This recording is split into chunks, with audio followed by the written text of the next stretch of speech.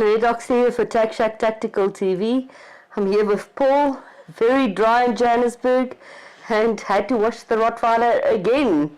Because he rolls in the dry grass and then he gets doggy glitter all over him. Yes. And I don't know what's going on there. Hannes? Dis jou PC wat die op die channel oop is. I'm sorry, excuse us guys, let's just unplug my PC and put it down. Ish. I'm sorry. Please be patient, we are a problem. Yep. Ja, dan kan we praten, ek sal nie Sorry guys, but yeah, I unfortunately had the channel open on my PC. It's like it's going today. Yeah. So Paul, what are we talking about today? There's a couple of things. Okay, so yeah, well, there's one thing just of interest there is we want to speak about the raffles. Yeah. The two raffles that we got running at the moment to benefit Girls on Fire. In fact, probably let's start with that, shall we? Yeah, let's do that. So there's two firearms on raffle at the moment. It's one of them is this absolutely beautiful It canning. is really beautiful. I'm sure the details are all over the screen and stuff like that. On a 250 Rand a ticket. The raffle will be drawn at the end of this month on this show. So yeah, it's really beautiful firearm. My next firearm is going to be a Canik. And thank you very much for this firearm, for Powder Keg for sponsoring Powder that. Keg and Bosphorus that played a role in that. Yeah, and then the other one is a Beretta Apex Centurion that was sponsored for us at Leisure and Outdoor, and that's where the gun is, Paul, in case you want to ask me again. I know that. I think I'm stupid or something. Anyway, but they're both lovely guns, both awesome guns, very nice guns for the raffle ticket price. Yeah, sure. So guys, there's two guns on raffle. Please go and tuck in there. $250, you could win yourself a lovely gun. They will be drawn the end of this month on the 29th. 26th, I want to say. Is it 20th? No. No, 29th. No. The 25th is a Monday, 22nd is a Tuesday, 25th is a Monday, 26th is a Tuesday, 27th is a Wednesday, 28th is a Thursday, 29th is a Friday. It'll be the 29th. 29th, okay, sorry. So, yeah, so same place, same spot right here. We'll do it. In the meantime, I've got something interesting that one of our collector friends has just unearthed. You know, we've spoken before about the permits, the collector's permits and the trophy permits, etc., etc. In terms of the 2009 ruling, all existing permits, authorizations and licenses are deemed valid. So how's about this? I think Hannes has got a better graphic of it there that he can show you. Is he showing you? Yes, he is. Okay, check that out. 1896, guys. Handwritten in Zululand, in Barberton. 1 Martini Henry rifle. No serial number specified because I don't think they even considered that there wasn't an act at that stage at all. In any case, so that's also valid, guys. And then we want to turn to something rather serious and quite scary actually. So the General Intelligence Law Amendment Bill, which has been assented to by Parliament, by the way. It's an absolutely horrific piece of crap. It would close us down. It would close GOSA down. It would close Girls on Fire down because it would mean that we and churches or could close churches down. Mm-hmm. It means that it would mean that we as leaders of these organizations, non-profit organizations and churches, would have to be mandatorily subjected to state security agency vetting, intrusive vetting. This is not only is it unconstitutional and unlawful in terms of the current acts, several acts. So when Ramaphosa took over in 2018, he made this, one of the things that he tried to do is, well, he tried to seem as if he was the great reformer in the beginning. Remember that? We all thought, oh, we're saved. In any case, and he appointed Sidney Mufamadi to investigate. Well, what had happened is the National Intelligence Agency and the State Security Agency had been folded into the new, larger, expanded State Security Agency under Jacob Zuma. Back when he had the Presidential Intelligence Unit and stuff like that, and there was lots of dark money being spread around, and he was using it for all sorts of nefarious purposes. So Ramaphosa, when he came in, wanted to give the impression that he was Mr. Clean, and he was going to come in, he was going to change everything. And so he set Sidney Mufamadi the task of examining what the State Security Agency had, how they were operating. So he put together a panel of experts, Sidney Mufamadi did, and the president appointed them, all 10 of them, and they spent 6 months preparing this report. The report you can actually see on our Facebook group, and I think we've got it. We've got the front page of it also as a graphic available here, the one in the red. Okay, so they prepared this report, and the report is actually bloody good. Under the circumstances, the report is actually damn good. And on page 2 of the report, in the summary section still, the second paragraph, which we've got the text cut out for, and which Hannes will now put up for you, it makes it quite plain. It says the most crucial thing that they found is that the State Security Agency was running completely off the rails. They had gone beyond their mandate. They were operating unconstitutionally, unlawfully, blah blah blah blah blah. And the report then went on to make recommendations that the State Security Agency be brought back within the ambit of the law. So this thing went quiet for a couple of years, you know. Almost sounds like something else we may have heard about before. And end of last year, this thing pops up again, and the State Security Agency, as far as we can figure, goes and writes this new General Intelligence Law Amendment Bill, which has now been passed in Parliament this year, and it's also available on the GOSA Facebook group.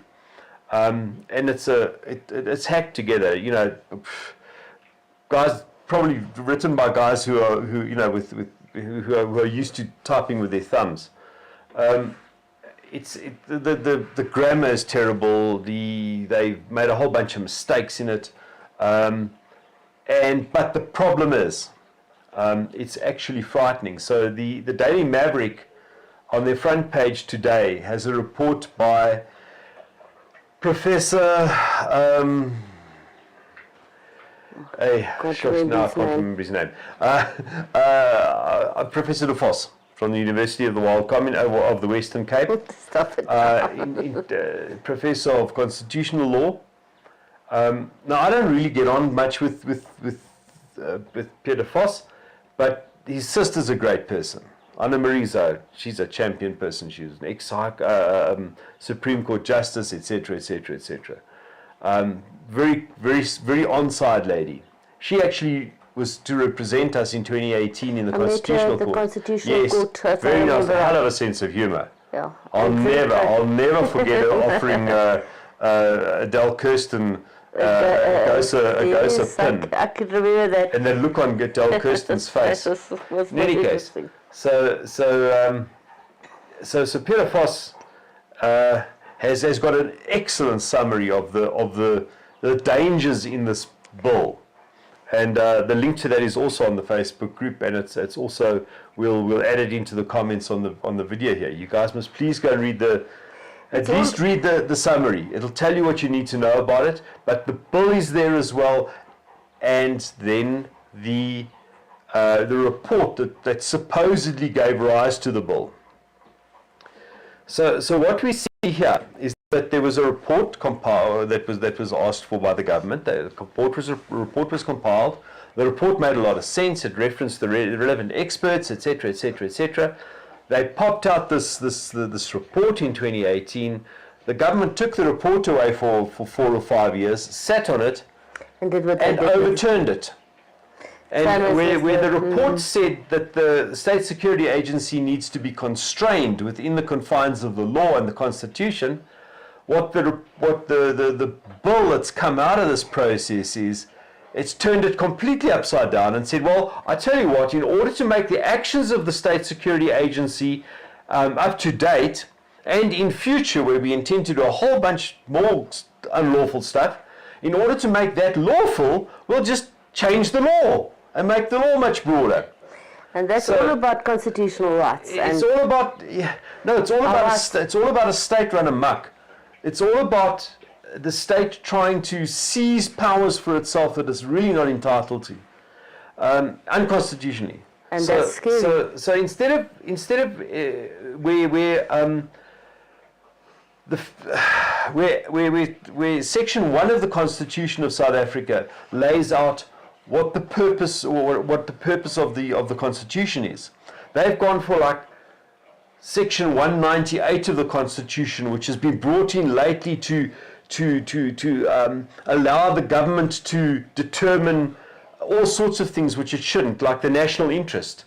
The national interest isn't for the government to pronounce on, or for, as they've got it at the moment, in this new act, the minister, in his sole discretion, will decide what's in the national interest. And anything that's in the national interest proclaimed by the minister we won't be able to challenge. It's against the positive law type things. It's anti-democratic, as Peter Voss states.